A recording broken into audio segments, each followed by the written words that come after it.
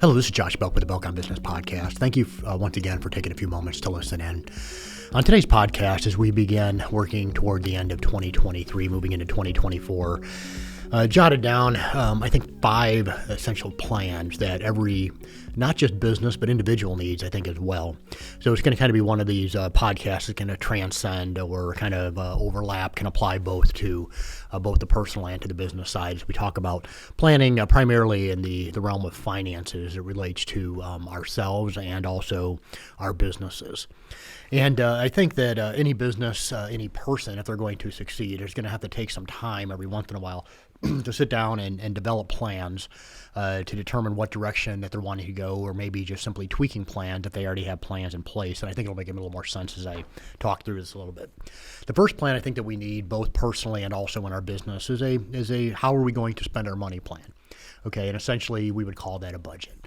And I think it's a good time of the year as we begin approaching the end of the year to sit down and take a look back, first of all, and try to make a determination, how have we gone about spending our money?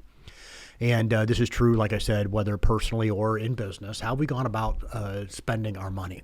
Are there areas that essentially we can eliminate?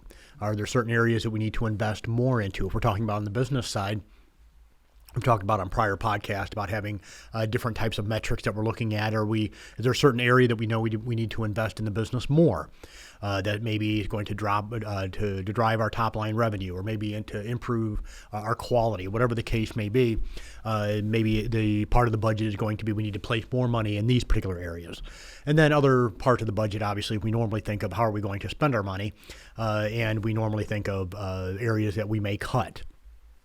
And if you're in a business to where maybe kind of all the turmoil that's going on, some of the economic uncertainty, some of the things that are going on that are impacting your business in a negative way, many of our clients are in real estate. Most of them are not going to be succeeding or are going to have the same top line revenue, and definitely not the same bottom line revenue as they would have had just a couple years ago.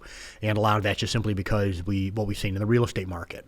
So that being said, a client that's in the realm of real estate, for example, they're going to want to go through and make sure that they develop a budget that is going to be one that's going to kind of fit the market environment that they're in.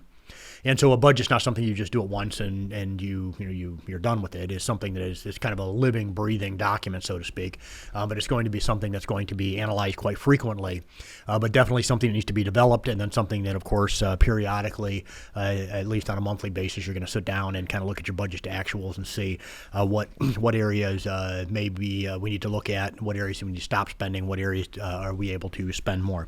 So the first plan is how are we going to spend our money plan, or what we may call a budget. Secondly, we want to really take a look at a plan for different scenarios. So what I may call a what-if plan. And kind of going back to talking about a client that may be in real estate, for example, they may say, okay, well, we think that the real estate market's going to drop by 10% this coming year. Okay, or they may, I'm not saying that, but we'll just for the sake of argument, we'll just put that out there. It could be anywhere. You could be in a grocery store and think that the revenue is going to drop by 10%. Maybe more likely, maybe a restaurant, something that may not see as much revenue in an economic downturn.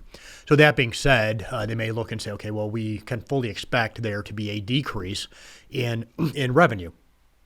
Or maybe you're in a type of business to where the cost to get that product to market, to get that product to the customer has increased. So if we look at groceries, for example, or if you're in the realm of having a grocery store, and we see that the cost of food for me to acquire it to sell to customers is going up, okay, then we're looking at it and saying, okay, well, if the cost of produce goes up 10% this year, this is what we need to do. If we see the cost of produce starting to go up by 15%, this is what we need to do. So you kind of build these kind of numerous scenarios, and I wouldn't say get too crazy with it, but you're going to have a few different scenarios. Well, what if things end up kind of going sideways a little bit here? What do we need to do? What are the first triggers we're going to pull inside of our business to make sure that we keep the business healthy? And of course, the same thing would be true financially. You kind of look and say, okay, well, if we end up, work is starting to, we see the company I work for is really starting to slow down, and there may be some either cost cuts, overtime cuts, or maybe even job loss. Do you have those what if plans in place? And so if you're a business owner, especially, to make sure you have those different scenarios built out, understanding if you begin to see things kind of go in a direction that maybe isn't favorable for your business, and sometimes, and maybe many times, it may be outside of your control. To make sure that you have those plans in place to know exactly what you're going to do if these scenarios were to come into play. So we have a spending plan, and we have a what-if plan. Next is a compensation plan. I just got off a call here a couple hours ago with a client up here in Indiana, and we talked about this. We talked about how should you be paying yourself inside of your business, and to make sure you have that plan in place. And so kind of taking a look, and part of what we did is, okay, what are we going to do as far as making a determination for your compensation for the remainder of this year and then this coming year, not just for you as the business owner, but also for your employees. And so what does that compensation plan look like? And to make sure that that's understood by you, understood by your team, if your employees are involved in this as well, that you have that compensation plan built out. So those expectations are there. And then, of course, that compensation plan is going to go hand in hand with your spending plan and your what-if plan. So part of that compensation plan may hinge on part of the what-ifs and the scenarios. And so the compensation plan may, if we hit 7 figures in revenue this year, then compensation will correspondingly go up based on certain drivers inside of the business or certain revenue points within the business. So having some sort of a compensation plan. Next, a plan for downturn or growth. Now, we talked about the what-if plan, but this is really kind of leaning into talking about having some sort of a savings plan. A lot of times we think of savings on the personal end, but many times we may neglect thinking about savings in light of our business plan and our business planning. And so I've mentioned this before on the podcast, and when it talks about, we just had a conversation in our team meeting here this last week about some things that we want to do inside the business in 2024.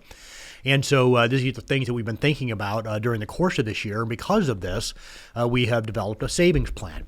And that savings plan isn't a rainy day fund necessarily, okay? But that savings plan really for us is one that, okay, well, if we're going to experience certain levels of growth, these are some things that we need to do, and we need to have money there to be able to do it. So that savings plan just isn't a rainy day fund. A lot of people think, okay, on the personal end, well, and I've heard Dave Ramsey or whomever, talk about I need 3 to 6 months of savings in the bank account. I think there's a lot of prudence in having a similar type of time frame as it relates to your net income inside of your business in a put off to the side, in case there's a scenario where you need to tap into that or face it. We saw this back in 2020.